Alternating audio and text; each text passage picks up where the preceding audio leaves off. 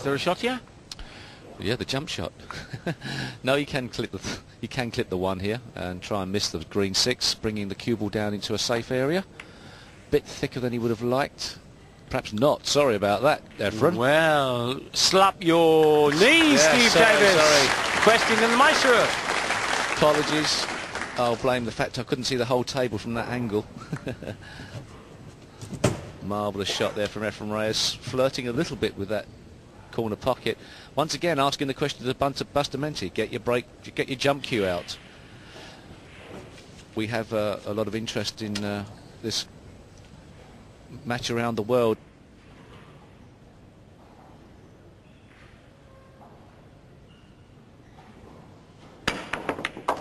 Oh my goodness, he's gone 2-1. What a shot that was. Yes! Oh, well, shot of the tournament, definitely one of the top 3 we've seen. Just look at this. I'm going out and buying one of them. Where'd you get them? I want one of those. I want a Bustamante jump cue tomorrow. Fantastic shot by the maestro. Oh, yes, heart of the pocket. One of the shots of the tournament. And you can imagine if that was in the last rack, that would have been one of the mega shots ever played in the game. Didn't that bloke Sam Davis do a very good shot length of the table, hit the black pot the 9 the other night, that Davis bloke? Sammy Davis Jr., Sam Davis. Oh yeah, but that was a skillful shot and played for Bustamante, and immediately puts... Oh, gets stuck into that, mate. Yes. Oh, dropped a bit. Shh, don't eat loudly. You know what happened earlier in the he's going for another bit. Yes, a bit of side on that, a bit of right-hand side. Now, why he's got it! Why go for that bit when he could have gone for the outside bit? If I could just illustrate that. He could have gone with the outside bit and got less chocolate on the side of his mouth. Reyes going, swerving off 2 cushions, perhaps even 1, to try and contain this situation. He could be in trouble here, though. I think he's going to be, other than the fact that it's going to be very, very awkward queuing for Francisco Bustamante. Bustamante's going to get the step ladders out here to get enough backspin on this.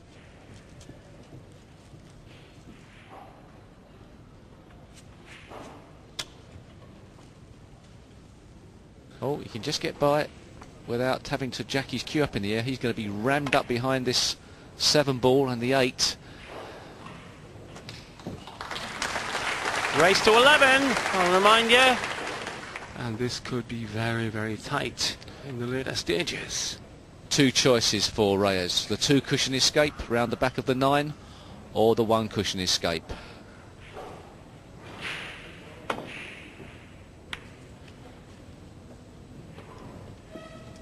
Step in, Busty.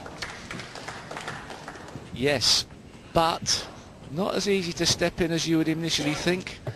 That 5 ball has made this 2 missable. And also the positional side of the shot is very difficult as well. Yeah, he could sling the white, having hit so thin. Well, no trouble then. Sweet on the red. He made that look very easy. He's not ideally placed on the 3. Cue ball will be going away from the orange 5, and if at any time you're confused as to the order of the balls, just check along the bottom of the screen. Most of the time we show which balls are left remaining on the table and which balls and the order of which they have to be potted in. This is a straightforward sequence we've seen many times before. And always remember, you are allowed to billard or to plant from the low ball to a different ball. Say the 6 is on the pocket and you're on the 1, you're going to roll up and knock it in. And if the 9's looking adjacent, you can whack the low ball into the 9. Bit of a dodgy shot there by Bustamante, getting a bit of unwanted spin on the ball. It's made the cue ball stay closer to the cushion than he wanted, but a great recovery. A great bit of English to make this angle perfect for a little old dink out from the cush. Stop shot needed here, 5 apiece. And unlike a couple of the matches yesterday that tended to drag on for ages, this match is motoring through. 5-5. Bustamante pulls it back. So a tense, nervous match. We're moving on to the 15th rack now. The score 7-7.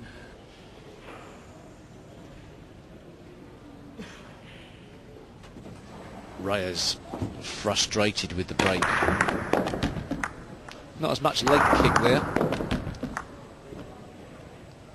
And that one, once again, if the one isn't going in the pocket for Reyes, it is making its way to that head cushion, as it's known in head string cushion, as it's known in 9-ball pool.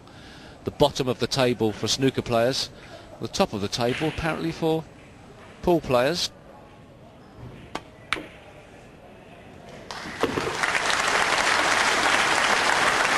The long bank from Reyes, and an important bank from Reyes. He knew he had to play that aggressively. Never touched the sides. Well, nearly never. What a great shot.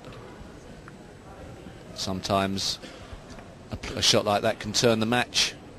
Reyes has done that on many occasions. I remember a marvellous bank he played against Jimmy White to knock Jimmy White out in a match 9-8 a couple of years back in this very tournament, when Reyes was in all sorts of trouble.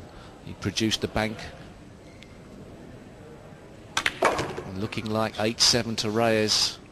What a fascinating match this is. You know, it's over so quickly. I mean, they're playing at roughly twice the speed of racks as the table upstairs, which is obviously a much more considered match. You never can tell how the balls go. If they go in awkward positions, you get slower racks. But these two players have played in open table play more or less to perfection. Well, that's a great tribute. I think the whole thing is that, again, unbelievable genius and madness and the mad shots. The shots that they can conceive are probably in a broader spectrum or band of knowledge or imagination than anybody else's. The Filipinos take a kick as for granted. They take bank shots for granted. They take jump shots, as we've seen part of reference. There is a lot of imagination in every circumstance, hence a quick game.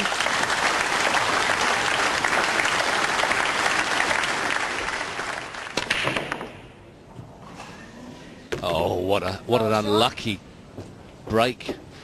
How did that cue ball get up in that pocket? Just have a look. Every rack of 9-ball is a different split. How did the cue ball make its way into that pocket? How unlucky is that? And that probably equals the bad luck that Francisco had in rack 2 when he was so unfortunate in scratching. But at this critical stage of the match, obviously the mistakes and the bad luck become magnified. Here we go then. Don't see any problems other than that the brown's a bit adjacent to the pink, so there's limited angles and attack there. Yes, I wondered there whether Francisco Bustamante could have knocked that brown into the pink away from the pocket, but obviously it must pot quite easily past the brown 7 into open play once again. The only problem where the 4 is that he has less options to get back on the 5.